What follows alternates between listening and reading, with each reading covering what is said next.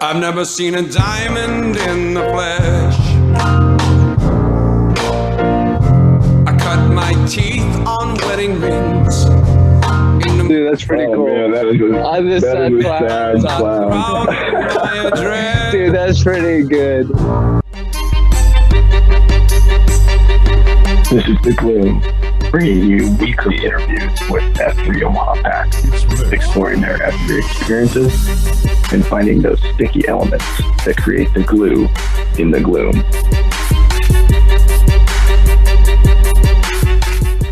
This interviewee, he's coming to us standing at about 6'5". I won't say his weight, but I know he's a phenomenal leader, both within the community, through school, does some coaching. I think at one point he was going to run for president. He can tell us all about that. But I have really come to know and love and respect this guy just through his leadership of a couple different Bible studies and through being a thank you at the battlefield. So Samples, our man, is on the show today. And Samples, why don't you start us off from the beginning? Who EH'd you? What was the first workout like? And then tell us the infamous story about the name Sample. Absolutely. But first, Plague, that was an amazing introduction. I don't know what you and Pony got going on over there, but that was I'm going to have to do some work to live up to those expectations. Yeah, so two-step. So I was in a running group and still am in a running group that does the market to market. We are a team named the Good Times, but it's a bunch of older gentlemen, 50 plus, except for two-step. Now, but during one of the market to markets, he mentioned, hey, there's a fitness group that you guys should join, and I think you guys would really like it. At the time, I was running a 5K every morning and then going up to the high school and working out in the weight room up there. So getting up early, running and lifting weights. And after he mentioned that, I saw the F3 guys down at Stinson Park, and a couple times I taunted them and they tried to EH me. And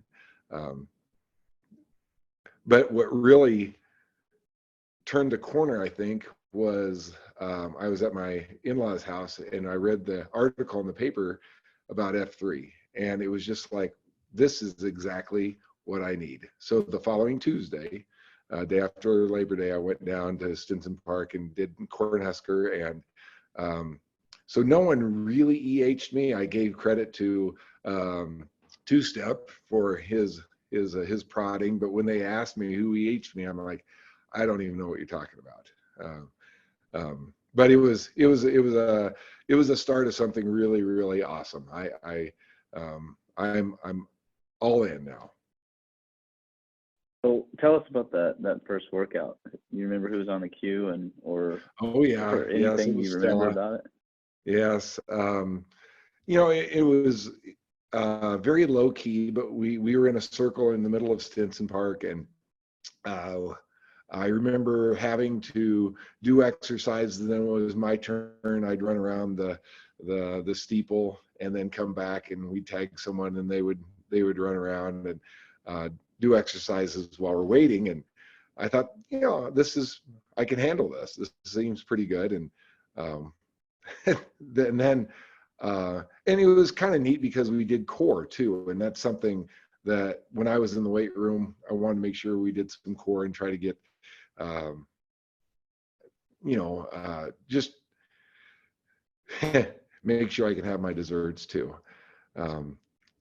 But once we ended, they threw me in the middle and they just said, hey, tell me something about yourself. And I was like, and I was pretty blunt. I said, I'm a counselor at the high school. I've been coaching basketball for 25 years. Dad of 3 boys. I'm pretty much an open book.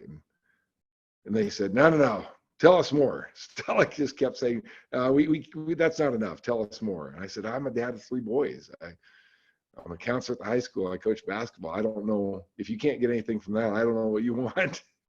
And they said, I remember it almost seemed like TC or someone said, well, tell us about your service. I'm like, what are you talking about? your shirt. And I had a Marine shirt on. I just smiled. I said, I'm sorry, I'm a counselor at the high school. I get free stuff from the military. And they said, oh, free, like free samples. I'm like, yes. So it's wild when I go in and I run with people, or they hear my story and they say, oh, I thought you get you're a pharmaceutical rep or something like that. I'm like, no, I'm just a counselor. Well, I think moving forward, I'm gonna have to thank you for your service every time I see you moving forward. Well, no, that's great. I mean, you kind of hit on some points. You obviously said that you were already running, doing your 5K and then heading in. I guess, what was it about the F3 workout or the model that, either was fulfilling something that you were missing, or what was it that kind of kept you coming back there? And I'm going to be a broken record. I've heard this by, Sister Act, and just listen to Tin Cup's podcast, but you don't really know that you're a sad clown until you are a sad clown, until you get out of that sad clown syndrome. And, I was running by myself, and I was working out with maybe 2 or 3 guys, but we were just in the weight room together.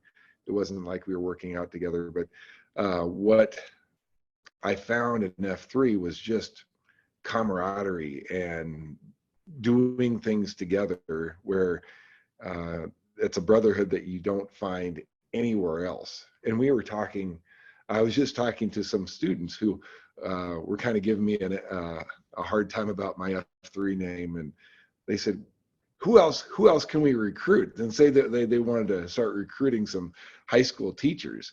And I'm like, oh, so we started naming off these guys that could come and join us. But it's something that you miss. And there's a couple times in my past 3 years where I've missed a week or missed 3 or 4 days, and yeah, it kind of feels icky, like there's something that is missing in my life. And I know from being a counselor that you need to have those endorphins moving, you need to have that exercise going, but there's something a little bit exponential when you can do that with a bunch of dudes.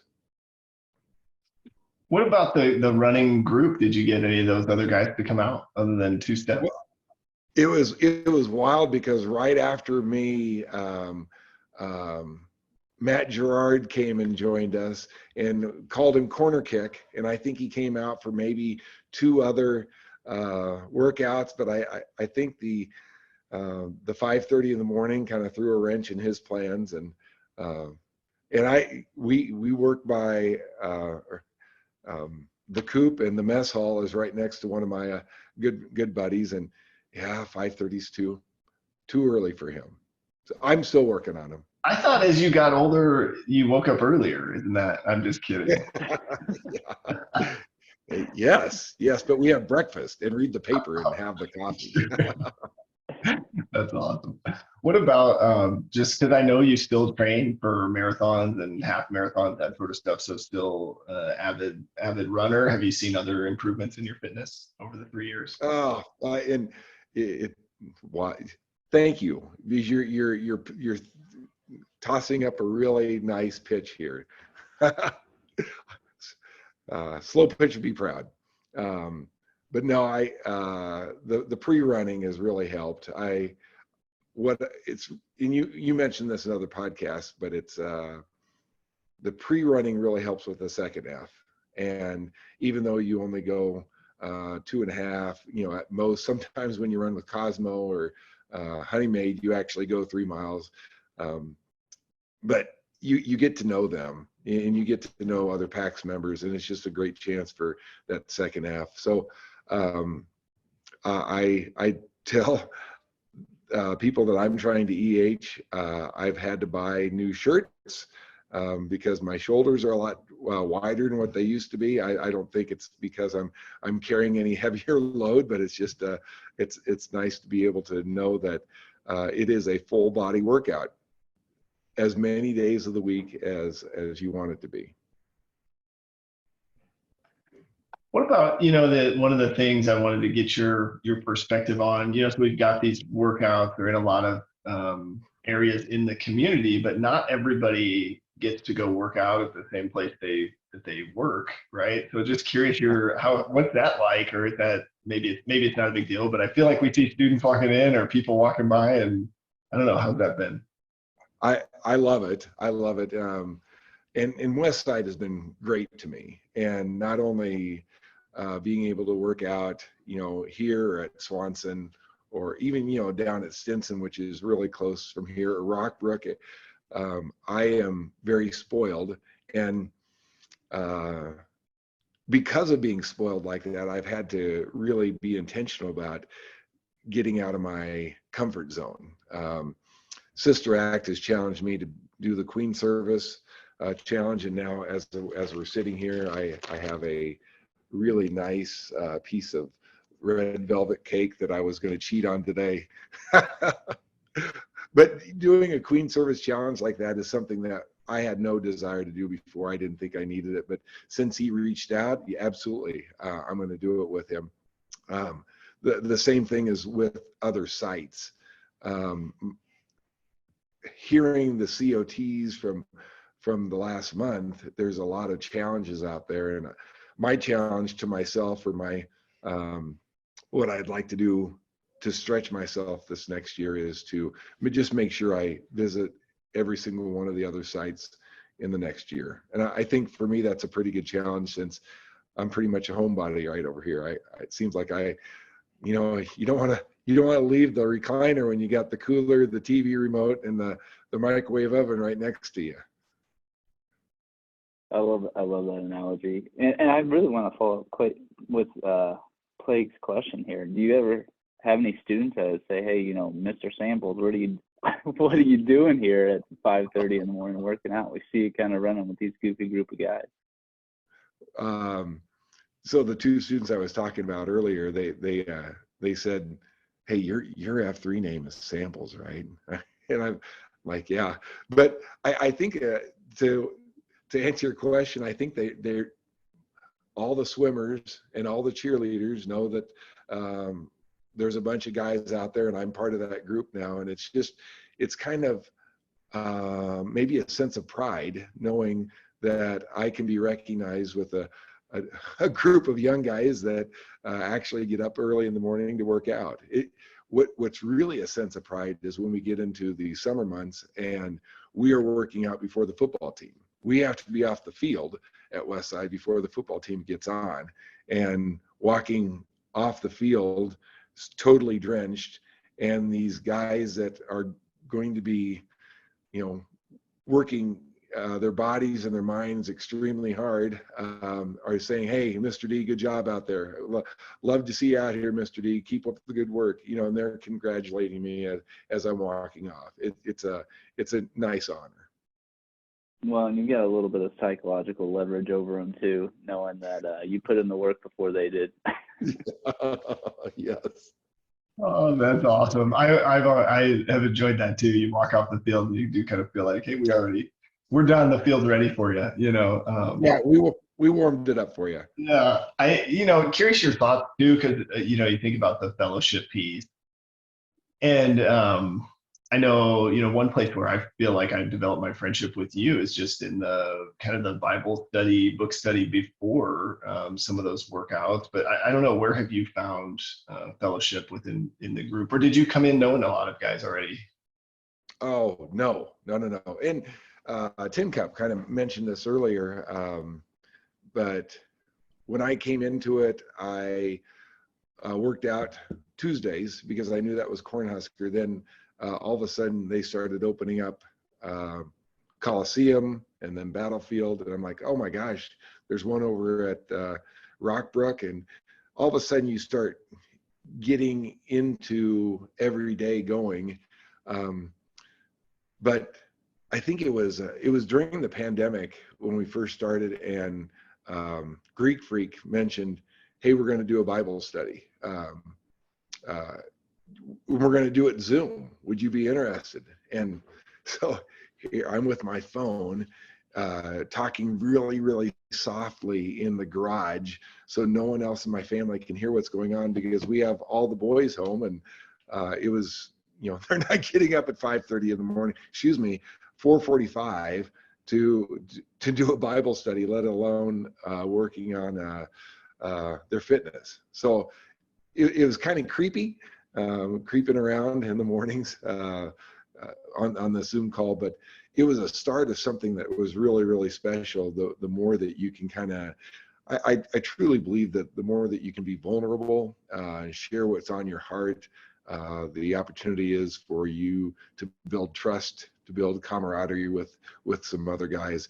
And since taking over, we would do that on Tuesdays, and since taking over the battlefield, we moved that Bible study, or that book club, I guess, to Thursday mornings, and it's just been a great way to hear other people's perspectives. By the way, we've been missing Pony and the Plague at those. Both you guys were regulars for a while there, but I understand life happens, family happens, right, Pony? And Plague, I know that you moved since then, but I'm just letting you know that we miss you guys over there. It's when the change of leadership came and John Turek or Greek Freak left, my allegiance to the group kind of fell. No, not really. You're absolutely right that life kind of happens. We do need to get back there. One thing I didn't want us to gloss over, though, is I love that you brought up that the first meetings we had were Zoom, and that jogged my memory. I can't remember. It was so awkward. We had those first Bible studies, and we're trying to open up on Zoom, and then you still have these awkward moments where people are trying to talk over each other and still be vulnerable, much like the problems that we have just doing these interviews via Zoom. But it's important to know that that's where we started, but you guys actually have moved into a physical location now, right? We're there at Quarmdale. There's a space available now for guys to meet. And I just think that's really cool. I mean, it's just one idea of, hey, can we get 5 to 6 guys together on a Zoom call, and has turned into, okay, well, now we actually have a place to meet. It's right outside of where we're going to work out the next day. So I just think that's really cool. And I guess that kind of brings me to my next question. You had mentioned, you're here for 3 years. You've been participating for 3 years. And I'm curious, over that span of those 3 years, how has F3 changed as an organization year to year, and how has it changed for you year to year? Wow. Well, oh my gosh. Like I said, so when I started, there was 1, maybe 2 sites per day. And yeah, truthfully, they were pretty close to where I was. And so it wasn't that difficult to get to them. And so for me to reach out and try to go different places, I didn't have to. And now it has just exploded. I don't know if it was the pandemic, or just the need of feeling the, like a brotherhood. I was the MC at the Westside football end of the year banquet, and they're celebrating their championship this past year. But it just I was feeling a little melancholy, because those guys have something there with that brotherhood that they can't get anywhere else. You're not going to find that until they decide to join F3. And when those boys figure out that they can get with a bunch of other dudes together and work out and sweat and be vulnerable, they're going to find out that some of the things that they did on the football team can carry over into the rest of their lives. Man, I didn't realize we have a professional MC, on the cast. We'll make sure to charge people to listen to this episode here. No, I love that, and so I guess I'm curious. Have you ever EH'd a student, or what is that like? Because I guess the free lifetime membership to F3 is available, or is there some weird nuance with the student-teacher relationship? No, but right after, I think there's some students, and I tried to get my boys to come out. My oldest came out when we were in South Carolina, and he loves it, but it's just something that he might do out there. I've never EH'd. I think the only person I might have EH'd was Beaker, who is a science teacher here. And I see him in the hallways now, and he kind of gets a little grin on his face when he sees me. Like, I don't want to be embarrassed. Don't ask me if I was there today. But but that's the thing. You know, it's okay. We know that people are out there that want to be a part of something bigger, and F3 is for that. Hey, I really I love that, and I do think maybe the barrier for a high school age student is the timing of it, right? Is maybe the thing they would tell us. But heck, I don't know, why not come do a workout with us 5:30 and then go right into the football practice. I think that would be. No, I do want to get your thoughts because in this theme of like second F or fellowship, I think you're a part of a couple groups that maybe informally developed a Shield Lock, right? This morning, Bible study, book study group that, I mean, the conversations that we've had really deep. We talk about accountability. There's a text thread. And then also the respect group. What's your thought there? Is there fellowship within those groups, or how's that been for you? Yeah, the book study group has been phenomenal. And you know, I give Wentworth a tough time because I think the last couple times I have suggested different books that I would be interested in reading. And then this last time I just said, hey, it's someone else's turn, you know, throw out some books out there. And all of a sudden he goes, well, pick one of these three. And I'm like, these, I don't know. And every single time a guy picks out a book, it's exactly the book that I need to be reading at that time of my life. So yes, we're reading the Ragamuffin Gospel right now. We're actually finishing it this week. There's kind of the ending notes that have like 19 different days of they call it a retreat. And so I think if you read one of those each day,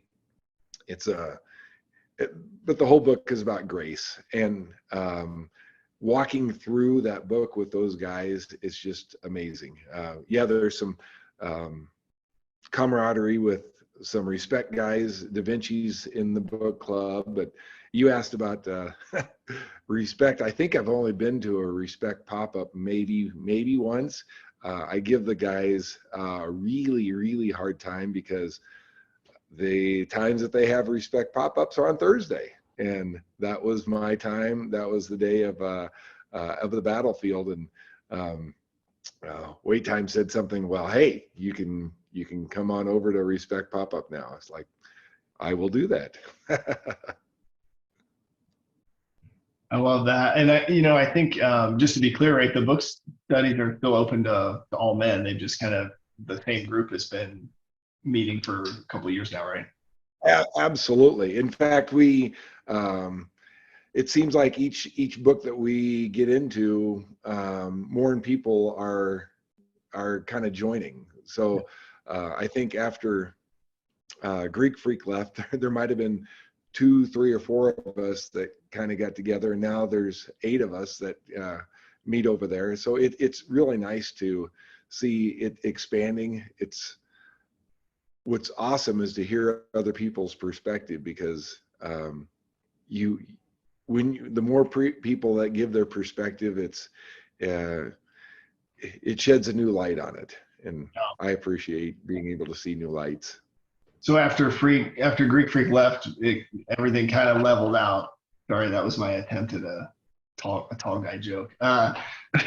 So I am curious, because something I appreciate about you, Samples, is just your ability to, like, you're a smart guy, right? You are in counseling. You know a lot of things about how, the smartest and most humble person that you'll probably run into. Well, that's where I was going. You read my mind, and I've always looked up to you, and I've always thought anytime somebody brings forward an idea, not necessary. You have to look up to me. I'm sorry, Pike. I'm sorry, you have a question in there. No, I do. Your approach or your response is always like when somebody brings forward a new idea, you're always like, oh, I haven't thought of it that way, or you're very welcoming and opening to like, let's explore somebody else's idea. But where does that come from? Is that something in your training, or how do you know to do that? Wow, that is not something that I have been practicing on purpose, intentionally practicing. But being a counselor, it's very important to listen. And I think a lot of that came with age, and just having experiences of life. I truly enjoy listening to other people's stories and being able to use those stories in my life, and being able to relate those stories to my life. I'm an input person, Gallup Strength Finder. I'm an input where as soon as I learn something, I like sharing it. A lot of times it's really tough to learn when you're talking all the time.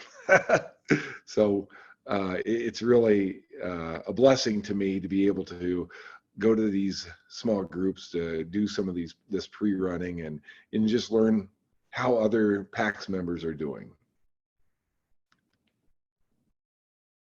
No, I think that's great. And I kind of share Plague's sentiment here. I mean, I feel like there's always been, anytime I'm sharing something with you, it's always received with, oh, that's wonderful, right? I mean, you're genuinely happy for the things that are going on in my life. I'm just really appreciative of you and having you in my life. So I just want to echo that before we kind of move on, just so you know that you are appreciated and you are seen. You know, how we've kind of chosen who we're going to interview, we've kind of got this nice little succession plan of once a former leader, once the site queue has passed the shovel on, we kind of have this long list of people that we can just start interviewing. So with that in mind, you know, we're always trying to get feedback from leaders. I'm curious about your experience with leadership, how you kind of came into it, what you took away, and I guess how you were identifying your successor. Great question. Ironic, I think the Grills was planning on giving the battlefield shovel flag to Sister Act. I think that he was kind of preparing him, and then all of a sudden Sister Act said, hey, there's a place over here. I think this needs to be a new site. And Grills was kind of, well, what do I do now?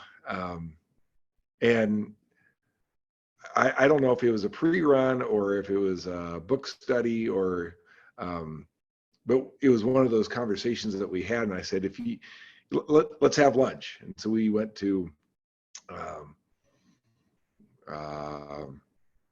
taco place on 132nd and Center, and we had a nice meal, and he just kind of laid out what he was looking for in a site queue. And it wasn't just an available dude. I mean, there were certain parameters he was, and I don't think, you know, good, bad, or ugly, if that's, you know, if you're looking for those things in a site queue. But when he was saying these things, I said, I think I fit the bill. And so we started telling stories and talking about and sharing ideas about what the battlefield could be. We moved the book club mornings from Tuesday mornings to Thursday mornings. We moved, while he was site queue, Starbucks was still open. And before Starbucks closed, he said, you know what? We've done some other things with the roast down in Exarban. We have a locally owned owner of a coffee shop. I think we need to support her. And so we kind of worked with Patty down there and got Village Grinder involved, and having Allison just be the gal that serves us coffee every single Tuesday and Thursday down there. It's incredible. So it was a nice lead in, but then, you know, after doing it a year, and I echo what Tin Cup mentioned earlier when he said, you know, you're very okay to queue a site once you become a site queue, because, you know, someone doesn't show up or you don't get that day filled. It's just like, okay, here we go. And I told some of the gentlemen who live around the Loveland and Westside area that when I have something to say, those are the days that I'm going to be queuing, because I have my site or I have my COT all planned out, and then I wrap a little workout around that. So it might be a little bit different, but I change it up a little bit. But when I was looking, I think back in June, I started looking for and putting some feelers out there with some guys. Honeymaid was one of those gentlemen who the name kept popping up, and I thought I had him, and all of a sudden he goes, "Oh yeah, Honey Tin Cup has talked to me," and I said, "Did he ask you to be Site Q?" "Well, no." And I'm like, "Oh, do you want to be Site Q?" "Well, yeah, sure." And then next week, Tin Cup says, "Yeah, Honeymaid's in. He's going to cover for me." But it was really neat because I got to have lunch with some gentlemen who weren't ready yet, but I think are going to be ready when a new site Q is going to be opening up. It's neat to see their growth. We have some Splinter and Paramount and Black Lung. Those guys have just been accelerating left and right. And whenever there's going to be a site that's going to be open, I think that they would be really ready to hop on be a next site queue. I was ready for Splinter to take over the battlefield, and it was ironic that Wednesday Splinter texted me and said, I can't do it. I'm just letting you know I can't do it. And then Tenderfoot says, during the workout, we were about ready to pre-run. He turns around and he says, "Hey, when's the shuttle pass?" I'm like, Tenderfoot, whenever we get someone on board to take this over. And he goes, "Huh." And I said, are you ready to do that? And he goes, "Well, that means I would have to work out in the winter. Let me get some more clothes and I'll let you know." And it didn't take him long. He's been a leader in the F3 nation for quite a while with all of his design drawings, and he is super, super organized, and just feel very, very honored to be able to hand the flag off to him. Man, there's so much to unpack there, but I love, like you were saying, the support of a local coffee shop. We just gave a Christmas gift to a barista out at a Hy-Vee on 180th and Pacific who lost her husband last year. So those relationships with people in the community are just priceless. And then the other thing I picked up on that I think is really cool, and it sounds like Grills maybe started this, because I don't think this is how every Site Q transition goes, but you actually had lunch with the guys you were kind of talking to really make it special, carve out time. So thank you for doing that, because I think it is a really really cool thing just to do, just to sit down, and it's okay if a guy says I'm not ready to do that, but Grills did that with me. Yeah, Grills did that with me. It was I appreciate his leadership and his kind of mentorship.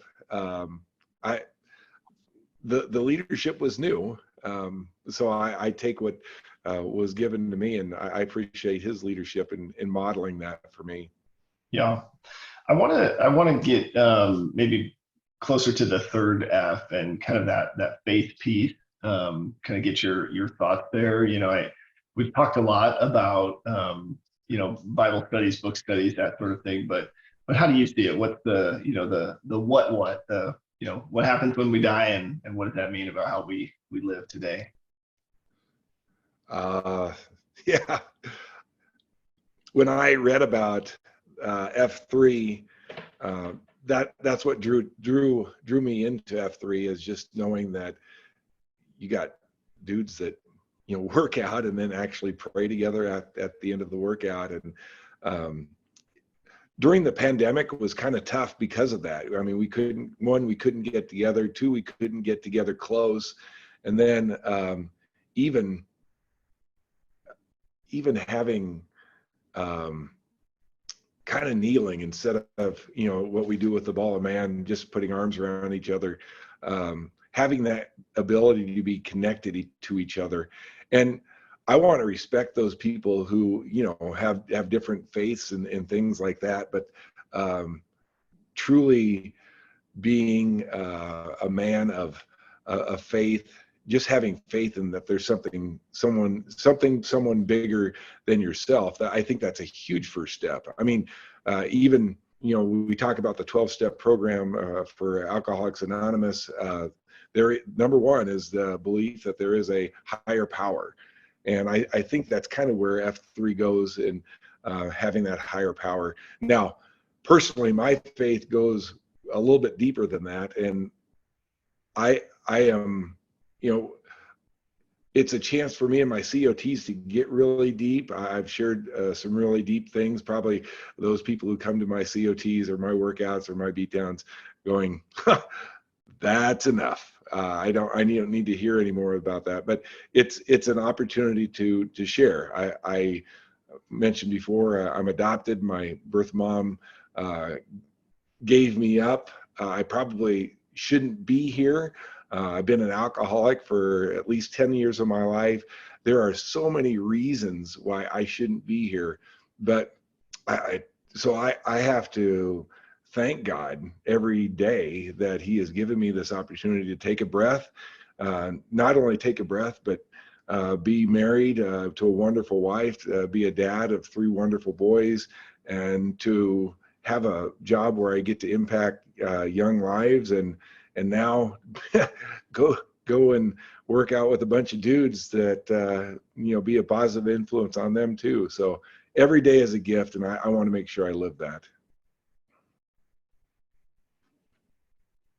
Man, I think I was going to ask you to kind of share a little bit more about your story and how it intersects with faith, but you went ahead and did that, and I just appreciate that, because I know some of those details about you and just who you are, and I love that you look at it that way, because I'm right there with you. It's also cool just to see, you know, that perspective. I think is what has allowed you to have such an impact on the community. So I don't know if you would share. I mean, how do you take that faith and apply it to the way you serve, you know, in your marriage and your job and your family as a coach? I mean, what does that look like for you? Yeah, thank you for asking me to share. It's like I said, it's every day. So I'm a people person. I'm in a servant leader role, where I come to work and I help students with their needs. You know, if they're kiddos who are stressed out about a test, if they're stressed out about home life, if they're, you know, stuff that's going on at home that is not legal. You know, we want to make sure that we're helping them. Through my faith, God gives me the patience and the maybe the strength to help kids move through that.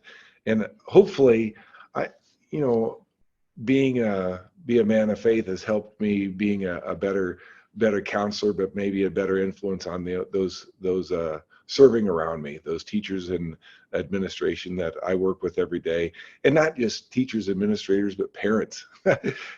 Sometimes you just have to work on your patience when a parent's really trying to advocate for their kid. I hear that, I see that. I'm an advocate for my boys also, and that comes with a little bit extra perspective as well. But none of that is going to be possible if I take advantage of the gifts that I have been given in a way that's not glorifying to Him. My prayer every day is that I am the sun reflects His glory off of me. I just want to be like a moon and reflecting His glory every day. I don't want to get pretty churchy here. It's not churchy. It's just the perspective I come from. Well, and that's, you know, what's so interesting is that you are in such a unique dynamic, being in a public school system on sure that you actually are discouraged from, sharing your religious beliefs. But you also come from this perspective of, well, I'm so convicted in how I feel in my relationship with my God. How can those two things coexist? And to me, I mean, it sounds like, okay, well, I can't go out and say, hey, you need God in your life, Jeremiah. You're acting out because you don't have God in your life. But what you're saying is, I can take the principles that I know and what I know to be good about my God and my life with God, that I can just live by example, and hopefully that my kids can take from that, and any decision that I make, any guidance that I give these guys are reflective of that relationship. You hit it, Pony. Yeah, when I was, so I farmed for about 10 years, and I substituted in the teaching world, and I was a farmer, basketball coach. We were super, super busy, but I always thought that I would get back into maybe a parochial school where my faith could really liven, I guess. But truthfully, I see myself more as a missionary. I'm not preaching, while I'm here at Westside, but hopefully people understand that I'm a safe place that they can go to. And I can, so quoting someone else, if you really want to be effective evangelist, make sure that they see what you're doing, and if absolutely necessary, use words. I'm trying to use my actions as more of a missionary disciple than my words, and if I need to, I'll use my words. I had a young student the other day, last week, that says, "Well, how are you so calm?" I just get really amped up, and I said, I'm going to tell you because you asked me. I don't say this, but because you asked me, and I just shared a little bit about my faith, and I think there's opportunities that you can do that, but I want to respect that student, and I think that student respects me, but I want to be, giving glory to where it's coming from too. And I think when people ask me, I think it's in James where it says, when people ask me why I am filled with joy, man, it's because I'm a child of God. Well, and that aligns too with, some of the F3 content, right? Of, around study, where whatever your belief system is, you better know it well enough to convince me why you believe that way, right? And so I think no matter what you believe, you should be studying and be prepared to answer that question of why. And I love that, because I think it was going to get your thoughts on, like, how do we apply some of that approach to just interacting with other men in F3 that maybe, we're not out there preaching. We may give a COT that has a Bible verse, and we're not, the culture of our organization isn't such where we're pushing a certain religion or belief system on guys. But I don't know, is it the same approach, or have you found a different approach to have open conversation with guys in F3 about their faith? You're asking me this question, and it's you that I remember the example from. Plague, when we started pre-running or any time during a workout, you would ask me, "Hey, Samples, what book are you reading right now?" And you would be very, very intentional with some of the questions that you ask. That's why I love about F3. It's not about, hey, where do you work? What's your network? It's more about what drives you. What are some of those things that, why are you reading the books that you're reading? And I truly believe that if you just ask some questions like that,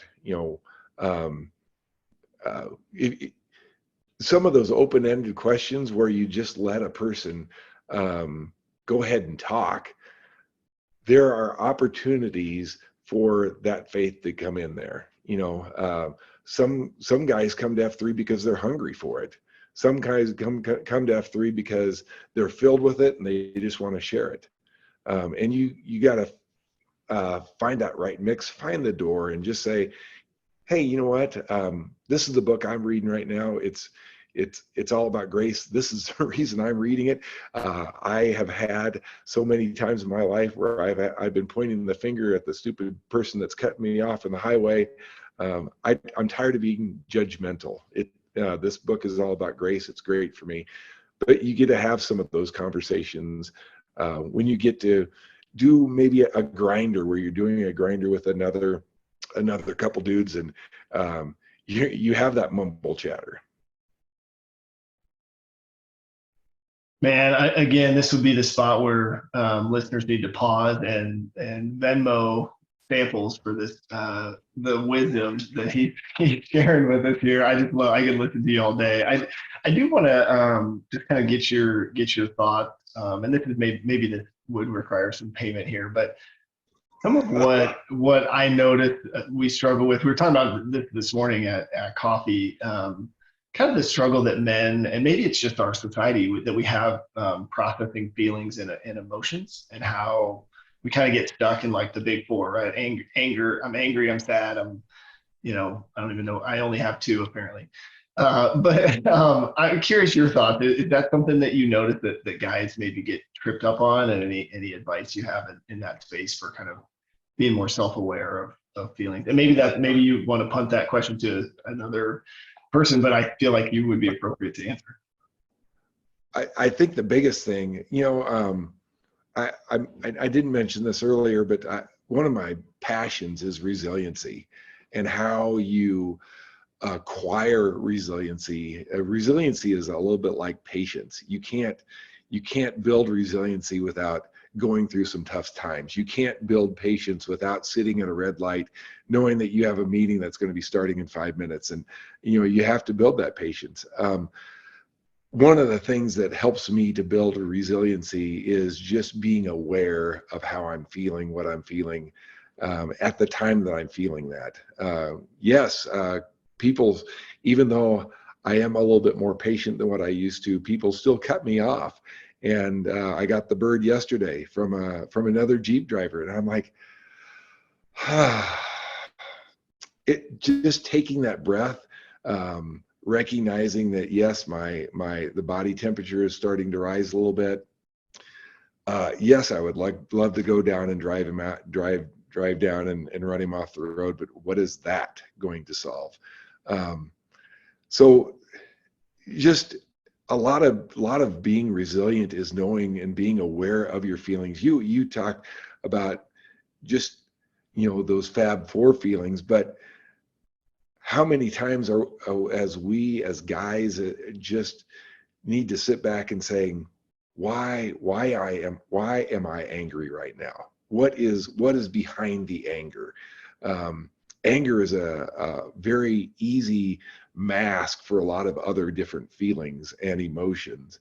And sometimes if we just sit back and think about why are we angry, it has nothing to do with anger. It has something to do with maybe resentment. It has something to do with maybe loneliness, being left out.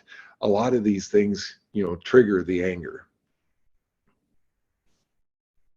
Well, that's interesting. And I've heard, so primary emotions is what we're talking about, like love, anger, fear, stuff like that. Those I've heard are just too vague of concepts, right? When you're really thinking about it, you're trying to rationalize what the real problem is. Those are primary emotions or feelings that you're having, but they're too vague of a descriptor for everything just to fall under that bucket. So like get beyond that is kind of what Samples was talking about is, okay, what is it about this particular feeling that I'm having? Oh, okay, well, maybe I'm angry because I have some resentment toward this individual, or I'm feeling inferior in these ways. So I love that you're kind of giving the guys the solution here. Hey, it's okay to have these feelings, but let's figure out what the real feeling is. So that is some free counseling from our very own Sample. So thank you for that. Well, as you kind of give a little bit of tidbit for the guys there, is there anything that we could be doing for you? Oh, I should have been ready for this, but no, I appreciate. All good, huh? Yeah, the challenges. I've been an F3 for quite a while, and I've reached out to a few PAX members, and what was really cool was a couple PAX members just said, "Hey, I'm going through this challenge. Would you go through this with me?" And like I said, having Sister Act and Grills kind of go through this Queen Service Challenge. I've never done this. Truthfully, I've never owned a scale in my life. I had to go out to Target and buy a scale to find out how much I weighed. It wasn't a very pretty sight, in more ways than one, but I'm trying it, and hopefully next year when we go to these different sites, I get to learn more about the people at F3 Sarpy, F3 West Omaha, just being able to see new faces out there and learn more about them.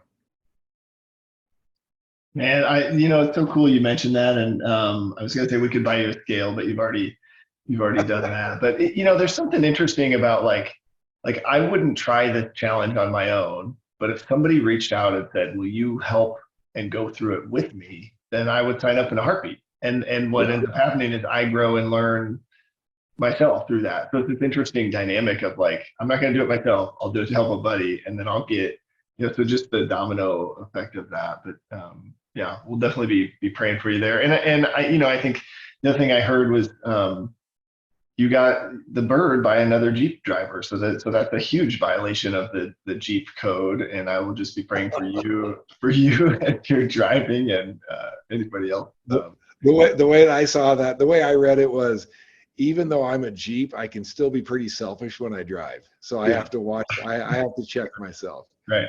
It was one that said, if you can read this, flip me over, or whatever, one of those. Yes. Hey, I do want to just create space. We got a few minutes left of your time. Anything else that maybe we didn't cover, or anything you would want to share? One of the things I'm starting to ask guys, just because I'm fascinated by it, is, but when you think about legacy in your life, what does that look like to you? What do you want people to remember you for? Oh, no. That's something I'm not going to think about, because I believe that, yes, you can turn around and do some reflecting every once in a while, and a lot of times for the reflecting that I do is just making sure that I'm on the right path.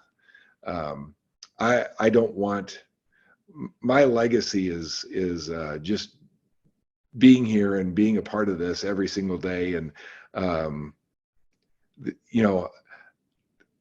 was walking around the farm. Actually, I was running around the farm. Wentworth gives me a hard time because my Strava goes in a perfect square because I'm running around the section on the farm. And but I was doing that a couple weeks ago and thinking, I think I've mastered. I think I've done everything I need to do. I am ready. If God wants me, call me up right now. I think that'd be really cool. And then I got thinking, I'm being blessed. I'm being blessed right here. I'm being blessed with you guys offering to, hear some stupid stories that I have to share today.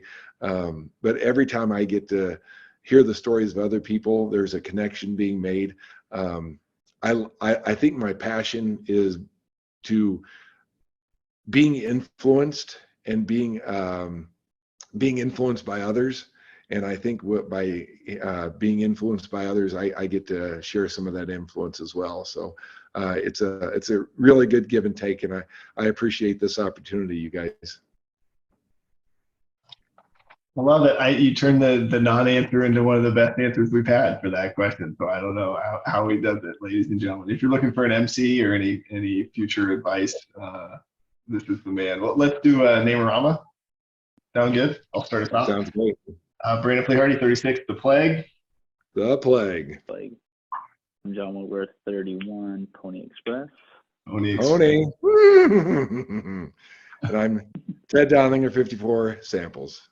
Samples, respect. And there's no call. The call sign is the salute, right? Yes. When the flag was out, and I was always. Yeah, and I didn't mean to make it sound like that. I seriously was, the flag was out, and I was just, appreciating those people who were defending our flag. And then it got to be thinking, well, so you didn't serve? No. Yeah, I love it. Thanks for your time, man. This was fantastic. Thank you, Yeah, gentlemen. thanks, fellas. Have a good evening.